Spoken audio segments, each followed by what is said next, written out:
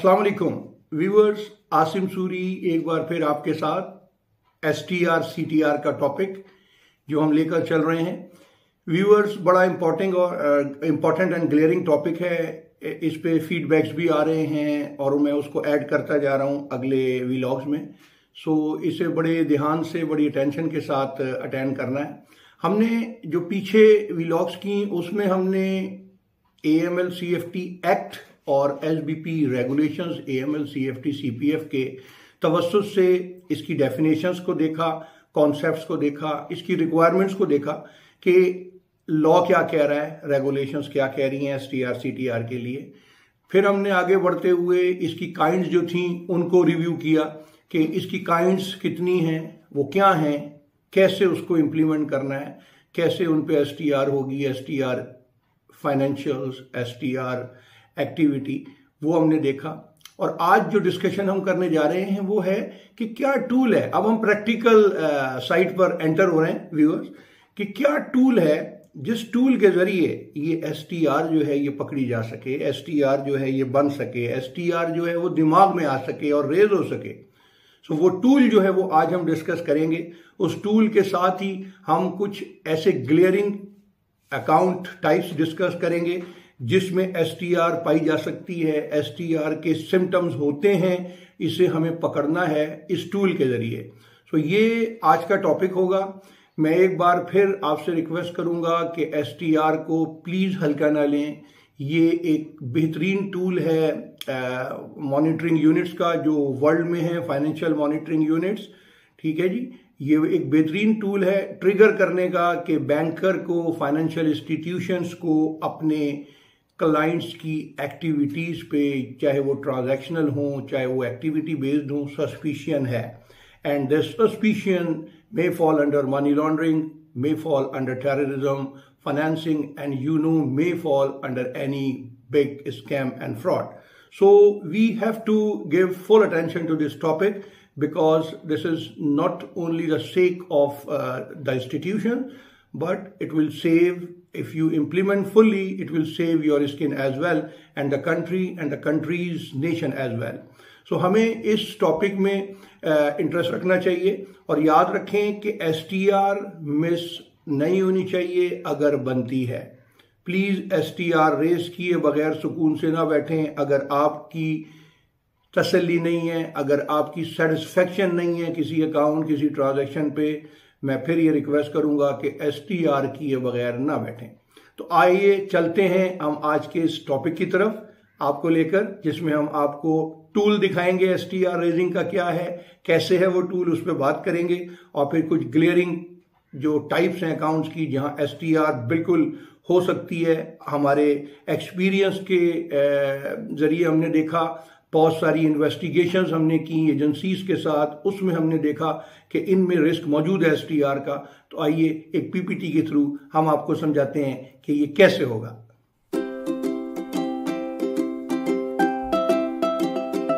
जी viewers, सो आज आपके सामने है कि STR रेजिंग के बेस्ट टूल्स क्या हैं।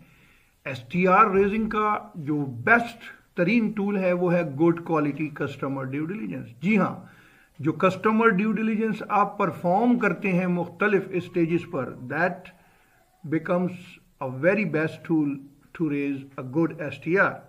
सो ये आपके सामने है कि किस स्टेज पर ये कस्टमर ड्यू डिलीजेंस बेहतरीन अप्लाई हो तो STR निकल सकती है।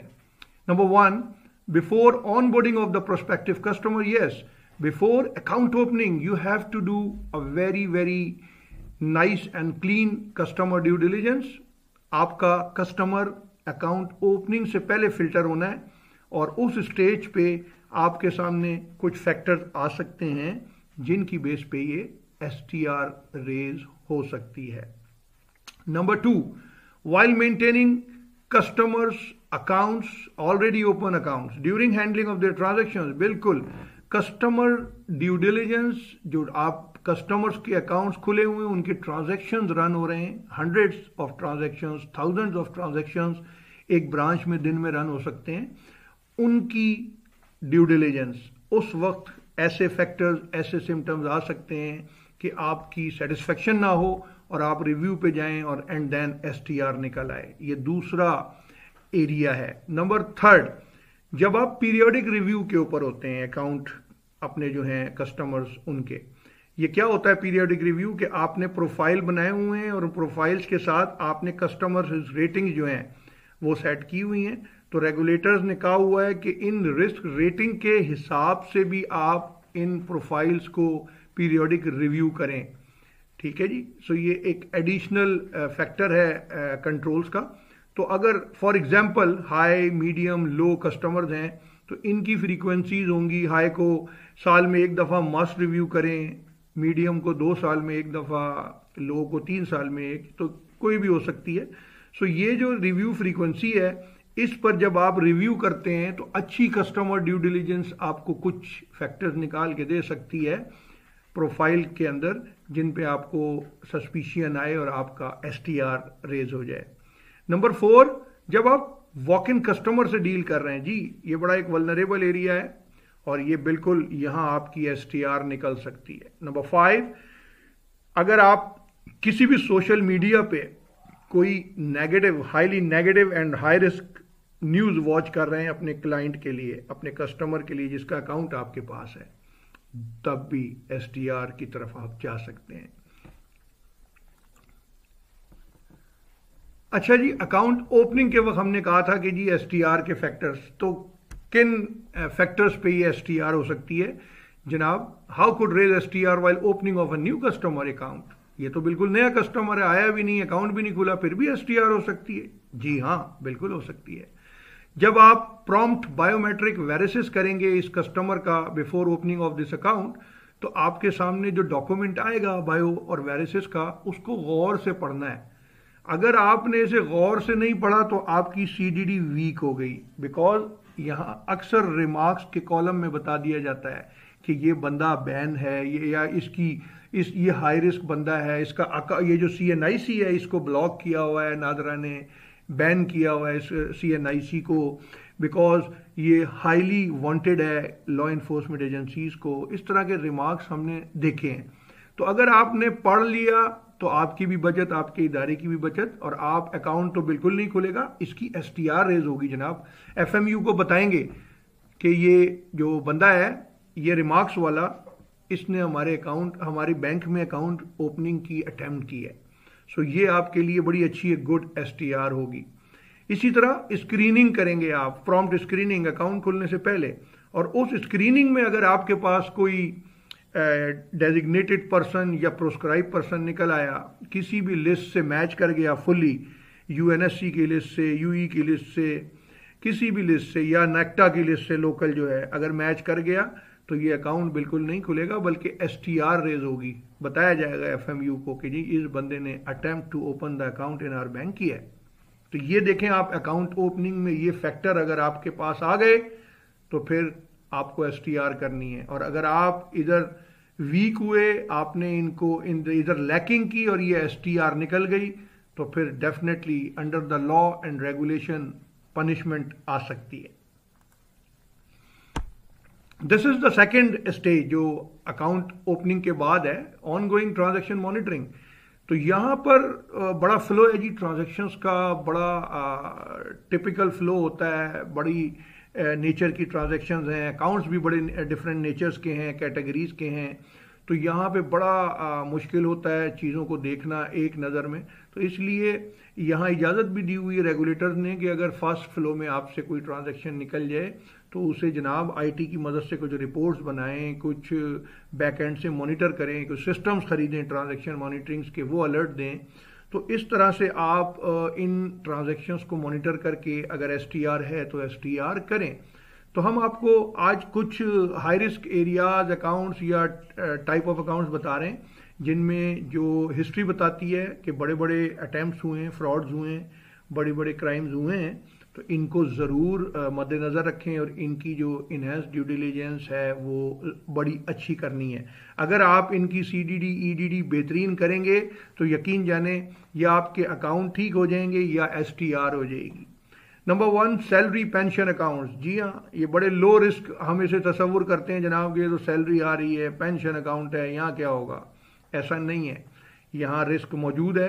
हम आपको बाद में बताएंगे ज़रूर इसका कि किन फैक्टर्स पे ये STR हो सकती है, बट अभी आपके सामने है कि सैलरी पेंशन अकाउंट्स को हल्का नहीं लेना।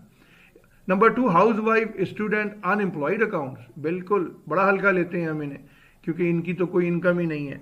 तो इधर भी जनाब फैक्टर्स मौजूद हैं हाई रिस्क, आपके सामने रखेंगे कि वो क्या फैक्टर्स हैं जिन पर STR हो सकती है, तो इन्हें भी ईजी नहीं लेना।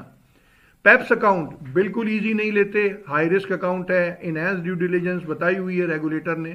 तो यहाँ भी आपको फैक्टर बताएंगे कि यहाँ बिल्कुल STR बन सकती है अगर आपकी EDD बेहतरीन है while monitoring each and every transaction of Pep. NGO, NPO, charity, trust, exchange companies accounts highly risky, highly vulnerable और इनहैंस ड्यू डिलिजेंस डिक्लेयर्ड है इस पर भी रेगुलेटर्स की ट्रांजैक्शंस के वक्त। तो अगर आपकी ट्रांजैक्शन मॉनिटरिंग की जो टूल्स हैं वो बेहतरीन हैं और आप इन ट्रांजैक्शंस को इनहैंस ड्यू डिलिजेंस के थ्रू गुड क्वालिटी रिव्यू कर रहे हैं, तो यकीन माने यहाँ पर भी STR रेज होने के चांसेस मौजूद हैं।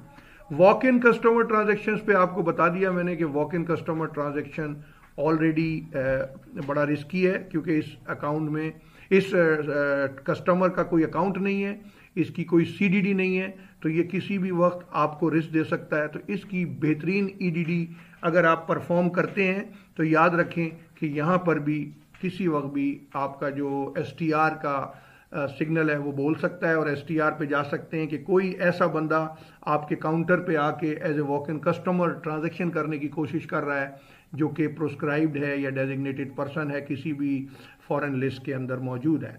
जी व्यूअर्स, तो ये था आज का टॉपिक। आपने देखा कि जो टूल है the best tool is customer due diligence. तो कस्टमर ड्यू डिलिजेंस पे कंप्रोमाइज जो कर गया वो STR मिस कर गया, और याद रखें जो STR मिस कर गया वो बहुत बड़ा रिस्क ले गया। ठीक है जी। सो आपने इस टॉपिक को देखकर इसको समझकर अप्लाई करना है। मैंने आपको चंद एक जो रिस्क रिलेटेड अकाउंट टाइप्स हैं वो भी दिखा दी। इनमें बेशुमार फ्रॉड्स और बेशुमार स्कैम्स निकले हैं दुनिया भर में। ये मेरा और दुनिया का एक्सपीरियंस है जो आपसे शेयर हो रहा है, और इस एक्सपीरियंस की बेस पे याद रखें आपने इन अकाउंट्स को हल्का नहीं लेना। इन अकाउंट्स की मॉनिटरिंग भले आप 6 मंथ में करें, क्वार्टरली करें, जैसे करें, लेकिन इन अकाउंट्स को आपने इग्नोर नहीं करना। इन अकाउंट्स के अकाउंट स्टेटमेंट, टर्नओवर्स और एक्टिविटी पे नजर मारते रहना है, क्योंकि यहां अगर आपको कभी कोई सिम्टम नजर आया तो वो डेफिनेटली STR की तरफ या किसी बड़े स्कैम को रोकने के लिए काम आ सकता है। Thank you very much. एक बार फिर इस चैनल को, इस वीडियो को लाइक करें। जिसने चैनल सब्सक्राइब नहीं किया वो चैनल सब्सक्राइब करे और एंजॉय करे इस फ्री लर्निंग को। आपका अपना चैनल है। Thank you very much and Allah Hafiz.